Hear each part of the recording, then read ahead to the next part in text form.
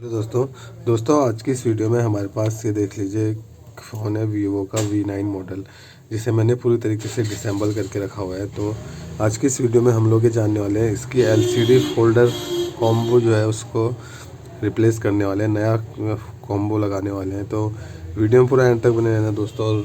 और साथ ही बात करेंगे रेट से रिलेटेड, आपको कितने का ये पड़ेगा और होलसेल में कितने का पड़ेगा, सारा कुछ कवर करेंगे इस वीडियो में।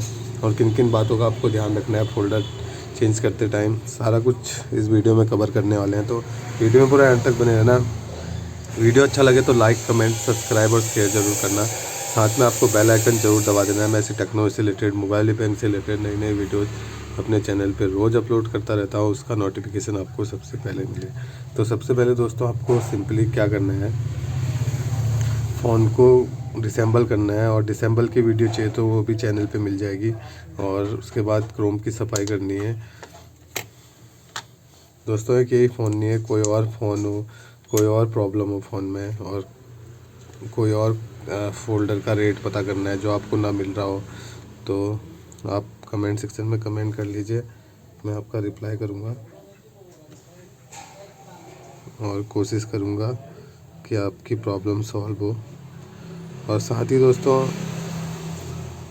आप मुझे इंस्टाग्राम में भी फॉलो कर सकते हैं, लिंक आपको डिस्क्रिप्शन में मिल जाएगा।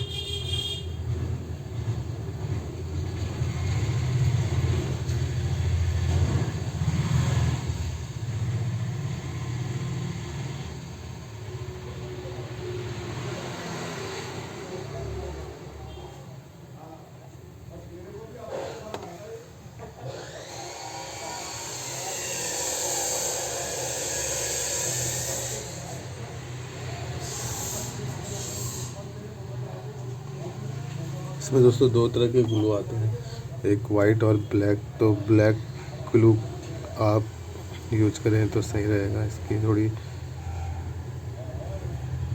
क्वालिटी अच्छी रहती है।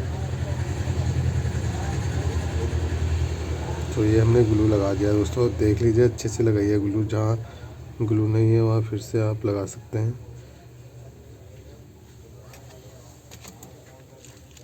और उसके बाद आपको सिंपली फोल्डर को चिपका देना है इस तरीके से।